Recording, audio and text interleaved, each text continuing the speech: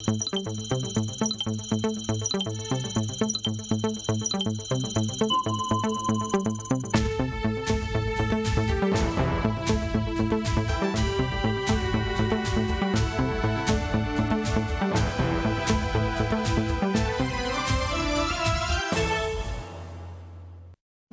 sommes vendredi 10 juin 2022, les titres de ce 13h. Le gouvernement burkinabé et certains partenaires du secteur privé ont finalement trouvé un accord quant au prix de la baguette du pain. Si le prix reste inchangé, le poids quant à lui a connu une légère baisse. À noter également que des mesures de réduction des prix des produits de grande consommation seront constatées dans les jours à venir. Dans quelques instants, vous entendrez le porte-parole du gouvernement au sortir de cette rencontre. Les membres de l'Assemblée législative de transition se sont réunis ce 9 juin 2022 en séance plénière.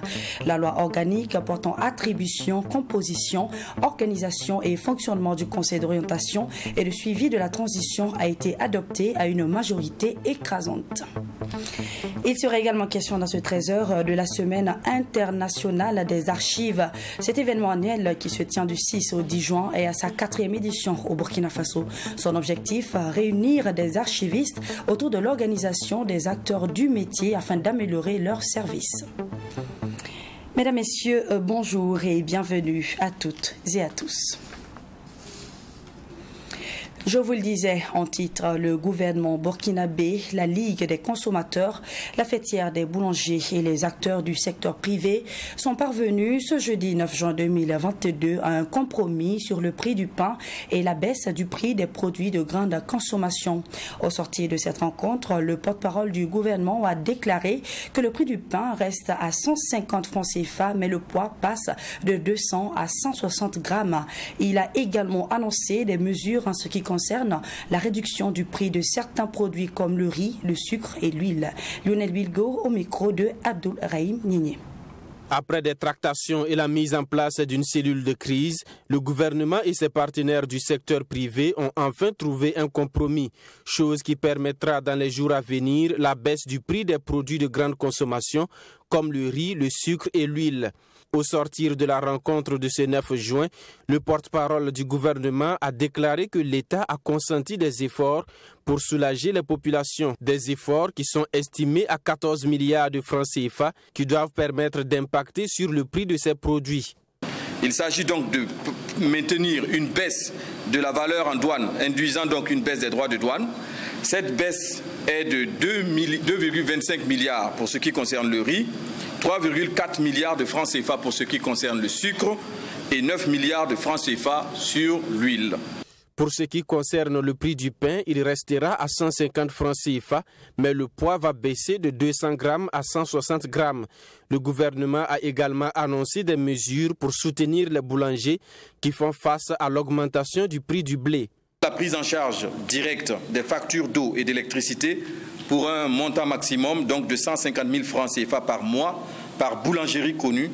La mise en place donc d'une ligne de crédit de 5 milliards de francs CFA dont les conditions de fonctionnement seront fixées par un comité tripartite, c'est-à-dire État, boulangerie et banque. La mise en place d'un programme de renforcement donc des capacités de gestion au profit des boulangeries.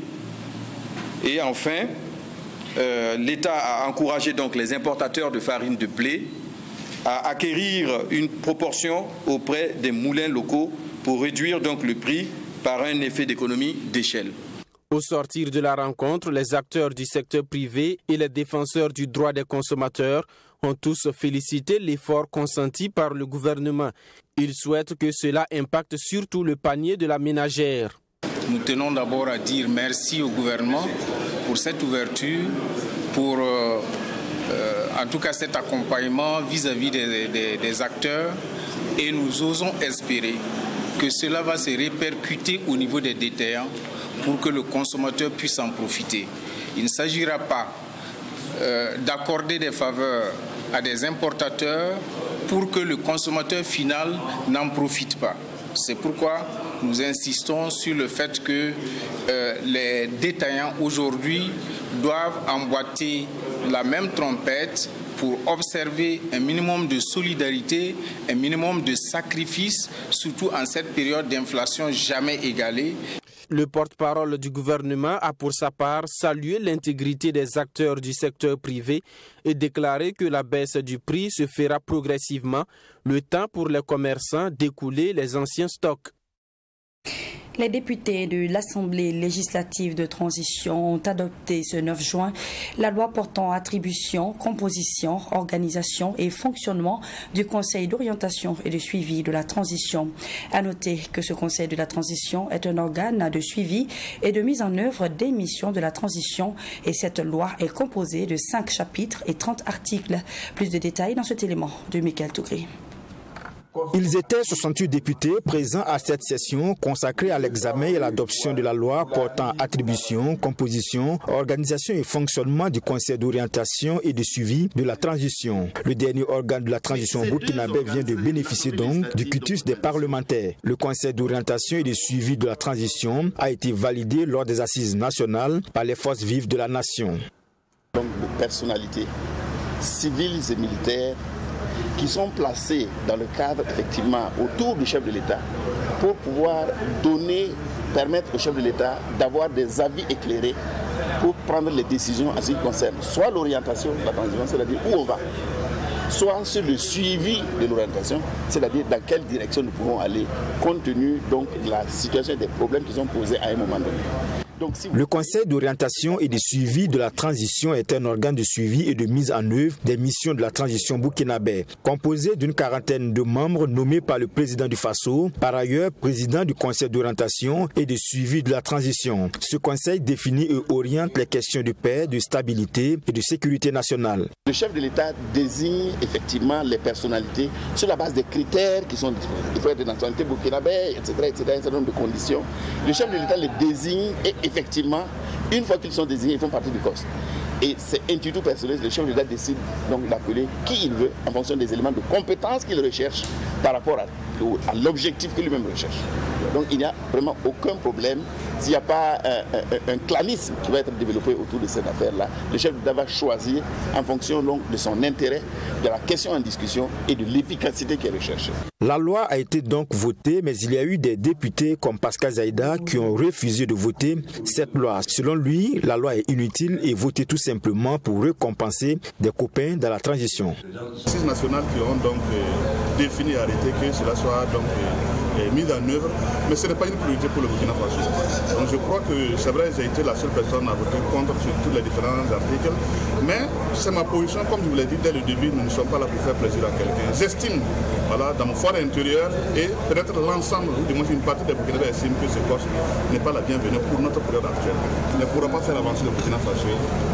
C'est plutôt une loi pour récompenser peut-être des amis, des copains ou des camarades. Nous, ce que nous pensons, le Burkina Faso devrait évoluer.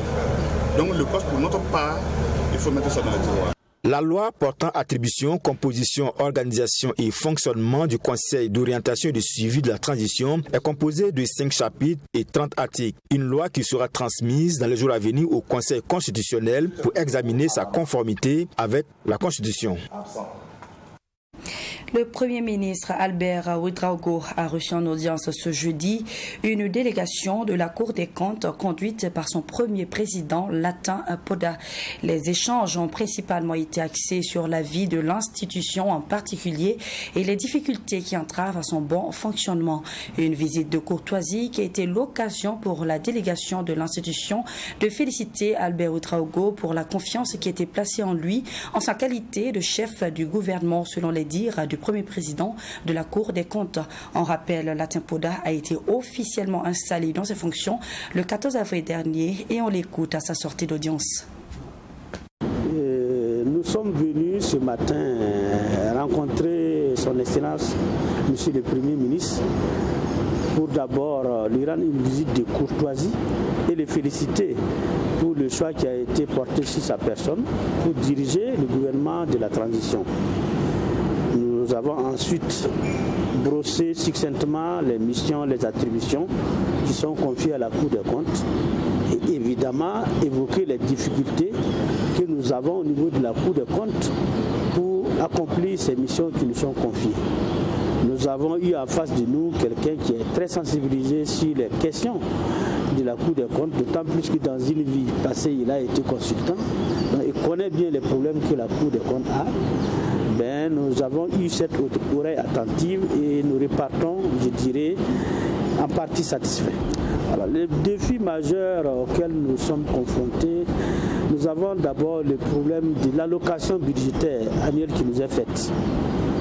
Je l'ai dit à mon installation, sur des besoins exprimés, chaque année nous recevons pratiquement la moitié, ce qui ne nous permet pas de dérouler notre programme d'activité annuel que nous établissons.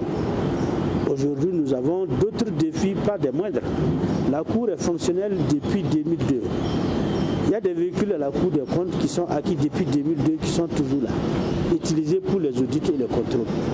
Alors, je ne vous dis pas plus, imaginez ce que ça peut faire. La loi organique qui date de 2000, qui doit être révisée parce que cette loi aujourd'hui, je ne dirais pas dépassée, mais elle ne répond plus aux réalités auxquelles la Cour des comptes fait face. Donc plusieurs fois, cette loi a été révisée et malheureusement retoquée par le Conseil constitutionnel. Nous sommes à 3 tentatives. Nous avons aussi évoqué ce problème avec le Premier ministre pour qu'il puisse être quand même notre porte-voix pour qu'au niveau du gouvernement, on puisse relancer le processus de révision de cette loi. Nous restons toujours à la primature où le Premier ministre Albert Ouedraogo a reçu ce 9 juin l'association des médiateurs des pays membres de l'UEMOA. Cette audience a fait suite à l'Assemblée générale des médiateurs de l'UEMOA tenue les 7 et 8 juin à Ouagadougou. Il était donc question à travers cette audience de faire le point des travaux de cette Assemblée générale au chef du gouvernement. Maxime Jean-Eudes de Bambara nous en dit plus. Après leur 6e Assemblée générale ordinaire tenue à Ouagadougou, l'Association des médiateurs des pays membres de l'UEMOA fait le point des conclusions de ses travaux au Premier ministre Albert Ouedraogo. Selon le porte-parole de la délégation, cette Assemblée générale aura permis aux médiateurs de l'espace UEMOA de réfléchir sur les défis socio-économiques et sécuritaires auxquels la sous-région est confrontée. Nous repartons plus ou moins rassurés parce que du discours que nous a tenu le Premier ministre, il ressort qu'il est au même niveau d'information, sinon à un niveau plus élevé que nous, sur ces questions. Il connaît l'importance du médiateur de la République. Il connaît le rôle du médiateur de la République, qui est au centre de la démocratie administrative, qui permet aux citoyens d'accéder à l'administration, de défendre ses droits.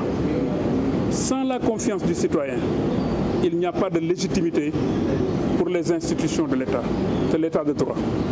Selon ce dernier, il est du devoir des médiateurs de s'intéresser à la vie des États afin d'amener les citoyens à faire davantage confiance à leur administration.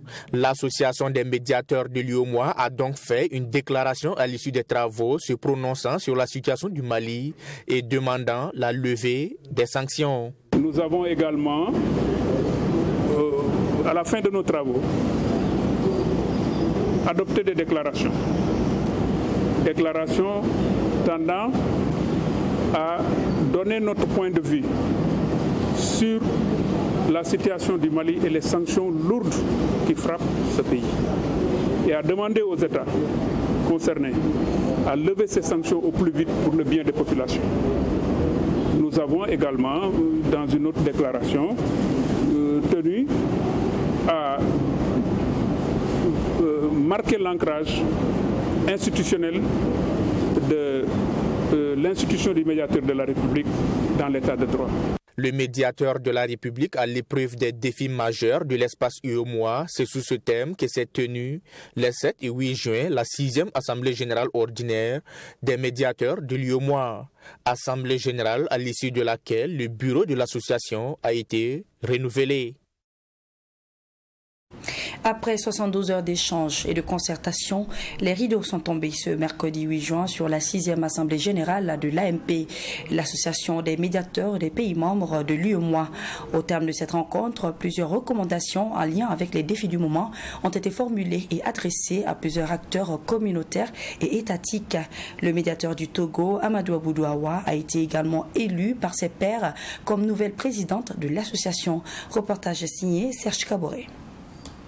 Ouvert le 6 juin dernier en présence du chef du gouvernement Albert Ouédraogo, la 6e Assemblée générale de l'AMP, l'association des médiateurs des pays membres de l'UEMOA, a connu son apothéose ce mercredi. Pendant 48 heures, les médiateurs issus des 8 pays de l'espace communautaire ont passé en revue les différentes problématiques liées à la sécurité, à la cohésion sociale et à la libre circulation des personnes et des biens dans la sous-région. Vous savez, ça date de loin. Les médiateurs d'État, des médiateurs institutionnels sont tellement importants que ce soit les Nations Unies ou l'Europe, les principes de Venise, tout ça, ont mis l'accent là-dessus. Et nos États ont suivi. Donc, face à des menaces, aujourd'hui, ça plaît, ça ne plaît pas, on revient là-dessus, non. Je crois que c'est une des institutions les plus fiables sur lesquelles il ne faut plus revenir. Donc, nous avons pris une déclaration concernant ça. Puis d'émotion, quand même, pour remercier les autorités de ce pays malgré la crise, comment ils ont compris très tôt et mis en œuvre la déclaration les principes de Venise en confirmant notre sœur et le médiateur du Faso.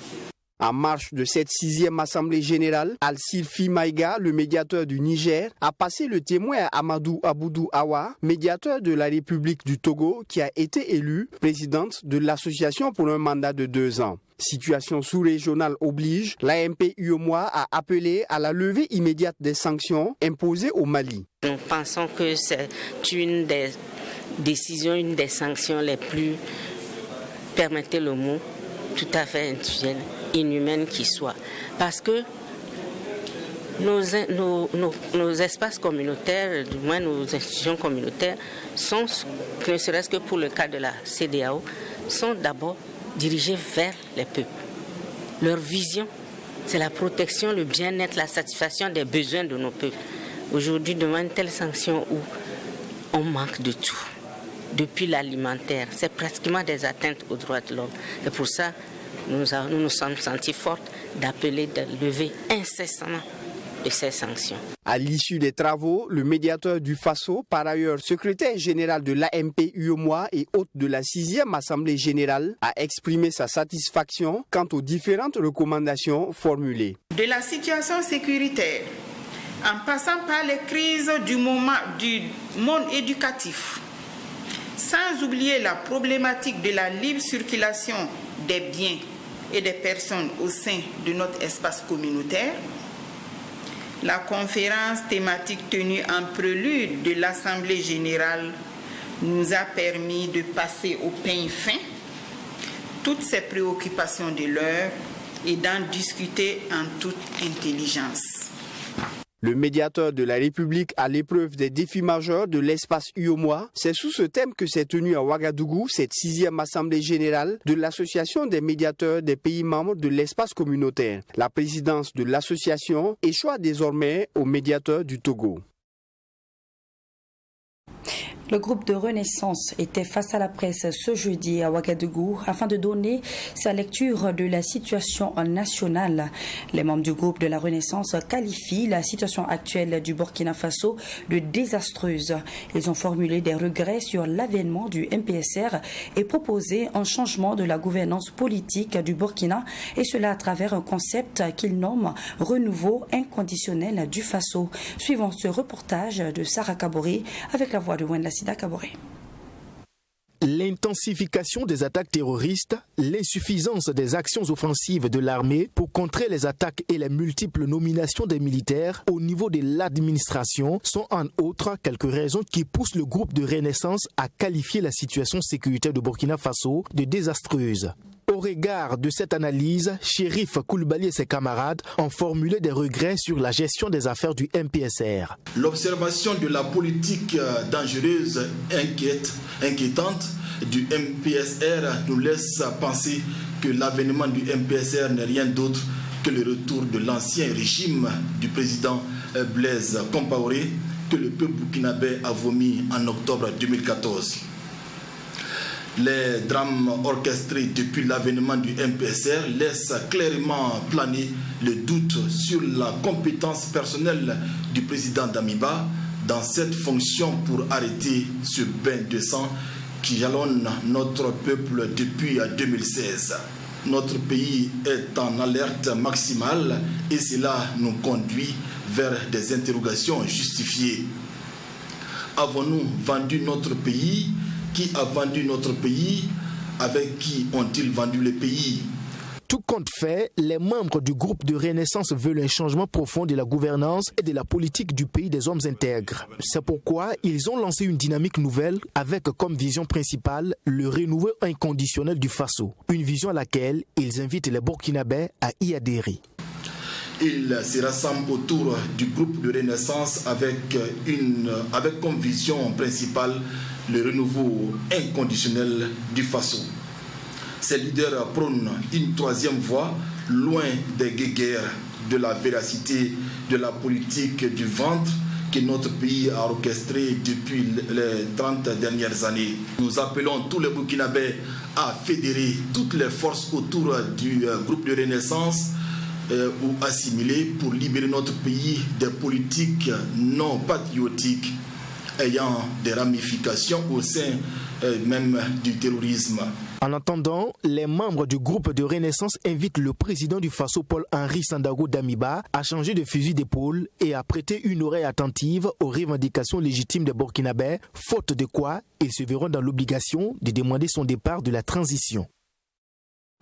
La Semaine internationale des archives est célébrée du 6 au 10 juin chaque année et le Burkina Faso n'est pas resté en marge de cette journée.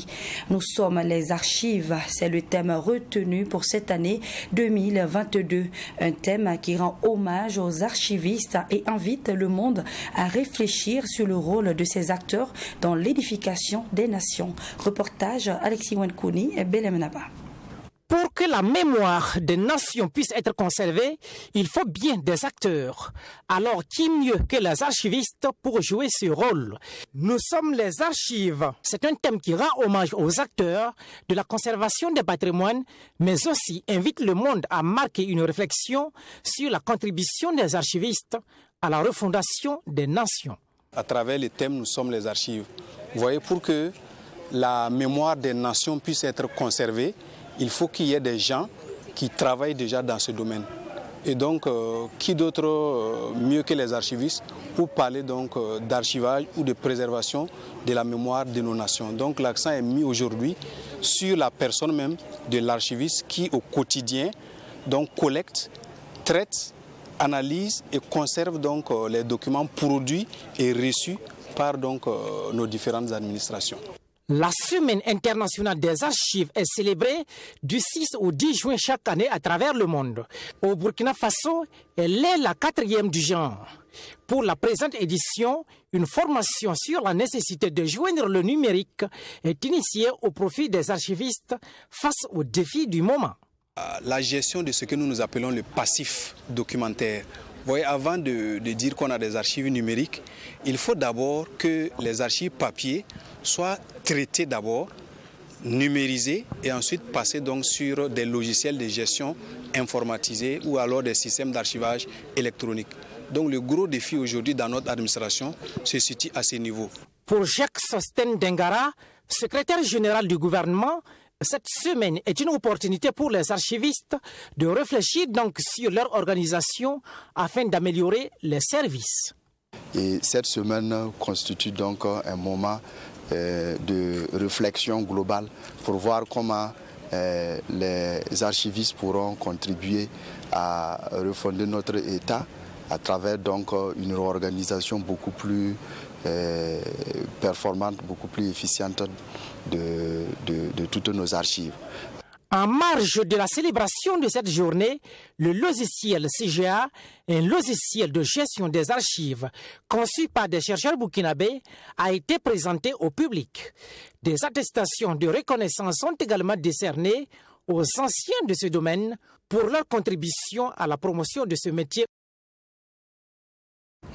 Jusqu'au 11 juin prochain, la capitale burkinabé vibrera au rythme de la première édition du Salon international de la pharmacie et de la parapharmacie, en abrégé Pharma Expo BF. Selon les organisateurs, cette rencontre est une occasion pour ceux de la santé professionnelle de trouver des solutions afin de promouvoir une industrie locale dans le secteur de la pharmacie. Pharma Expo BF, c'est aussi des rencontres B2B entre les experts du domaine de la santé. La cérémonie d'ouverture de ce salon est intervenue ce 9 juin en présence de notre reporter sur place, Mamidriana Kamabou. Au Burkina Faso, 90% des produits de santé importés proviennent de l'Europe, de l'Asie, de l'Inde et de la Chine. Selon les statistiques de 2018, sur plus de 120 milliards de francs CFA dépensés pour l'achat de ces médicaments importés, moins de 2 milliards de francs CFA ont été dépensés pour l'achat des produits fabriqués localement. La forte dépendance aux approvisionnements extérieurs joue sur la disponibilité et constitue une énorme faiblesse du système pharmaceutique burkinabé. Ce salon constitue donc une occasion pour les acteurs du secteur pharmaceutique et ses partenaires présents de réfléchir sur les voies et moyens de promotion d'une industrie locale. Une industrie capable de répondre aux besoins du Burkina Faso dans le domaine des médicaments. Si on prend le domaine de la pharmacie, le seul maillon qui reste à vraiment développer, c'est la production locale. Sinon, tous les autres acteurs la fonctionnent très bien, assez bien. On est un pays référent, donc il reste le dernier maillon qu'on doit développer pour faire un bond. Et je pense que ce type de salon, où tout le monde se retrouve, permet donc de booster et puis d'avancer plus rapidement. Durant ces 3 jours de travaux, les acteurs de la filière pharmacie, les fournisseurs et les opérateurs économiques auront des rencontres B2B qui se présentent comme une opportunité pour nouer des partenariats gagnant-gagnant. Premier du genre au Burkina Faso, le Salon international de la pharmacie et de la parapharmacie bénéficie du soutien du gouvernement à travers le ministère de la Santé et de l'Hygiène publique. Le gouvernement est venu pour réitérer son soutien à cette initiative et montrer que tout sera mis en œuvre pour faciliter, pour toute personne désirant aller dans ce secteur-là. Le gouvernement va tout faire pour faciliter justement toutes les procédures afin que cela puisse être une réalité et permettre justement à ce que nos imminentes personnalités dans le domaine puissent effectivement travailler à disponibiliser les médicaments au niveau local. Des sessions de formation continue et des partages d'expériences sont également inscrits à l'ordre du jour. Les échanges au cours de ce salon international portent sur les enjeux d'une industrialisation à l'ère du générique et du biosimilaire. Plusieurs acteurs dans le domaine pharmaceutique mettront en avant leur savoir-faire au cours d'une exposition. Et puis à quelques semaines du coup d'envoi de la Coupe d'Afrique des Nations Dames qui aura lieu au Maroc, l'équipe féminine du Burkina Faso est un regroupement afin de parfaire son plan de jeu. Et pour l'instant, le groupe n'est pas encore au complet. Quelques filles manquent à l'appel en raison des examens scolaires qui sont en cours. Toutefois, le sélectionneur national des dames, Pascal Sawadgo, dit être confiant pour cette compétition qui s'annonce. Sans plus de commentaires, tout de suite, on assiste à une séance d'entraînement avec le service des sports. C'est un reportage de Assami Tiamtoré. Le championnat national féminin et la Coupe du Faso achevée, l'entraîneur national des étalons dames et son staff sont déjà au travail en vue de préparer la CAN féminine Maroc 2022. À 1 mois et demi des hostilités, Pascal Sawadko a réuni un certain nombre de joueuses convoquées pour un stage afin de pouvoir être au bon niveau avant la compétition. Les entraînements se passent bien. Bon, en dehors de certaines joueuses qui sont impliquées dans les examens, BPC, c'est un peu à qui on a donné l'autorisation d'aller composer librement et puis revenir. Bon, la plupart des joueurs aussi viennent de la finale ou les demi-finales de la Coupe du Faso Dames. Donc je pense que, bon, en tout cas, physiquement, elles répondent. Pour l'heure, Pascal dit avoir tout le nécessaire pour le début de la préparation de son équipe. Mais pour parfaire ce stage et se mettre en situation réelle de compétition, il espère avoir des matchs amicaux à l'international. Je pense qu'on a le minimum quand même pour faire une prestation honorable. On attend de voir maintenant si les moyens vont nous permettre d'aller faire un stage dans un autre pays avec d'autres équipes pour donner plus de pression, plus de stress aux joueurs, choses qu'elles seront confrontées à la CAN. Pour une première participation, les étalons ne comptent pas y faire de la figuration. L'objectif est d'atteindre le plus loin possible. Pour nous, c'est d'aller le plus loin possible. Si les gens nous laissent, on va prendre la coupe. En tout cas, si les oppositions, on voit que c'est favorable seulement. À défaut, on va essayer de bousculer, voir là où on peut s'arrêter. Au vu de ces attentes, les joueuses disent être conscientes de la tâche à fournir. Bien motivées, elles vont plus loin en visant une qualification pour la Coupe du Monde. Bon, pour le moment, ça se passe bien puisque nous sommes regroupés pendant un bon bout de temps. Je pense que ça va. L'ambiance est bonne, on est là, bon, ça se passe bien en tout cas. Comme on l'a dit, on part chercher le trophée et puis bon, se qualifier pour la Coupe du Monde. Pour cette soirée, on a fait des exercices de finition, on a fait des exercices de contre-attaque pour bien réviser ce qu'on avait fait. Nos ambitions, c'est se qualifier et pour pouvoir jouer la Coupe du Monde. J'ai confiance, je sais que ça peut aller, on peut le faire. La CAN féminine se tient du 2 au 23 juillet 2022 et les étalons dames sont logés dans le groupe A avec le pays organisateur, le Maroc, ainsi que le Sénégal et l'Ouganda. Un sage a dit ceci: la vie est un défi à relever, un bonheur à mériter et une aventure qui mérite d'être vécue. Fin de cette session d'information. Merci de nous avoir suivis et à demain pour de plus en plus d'informations.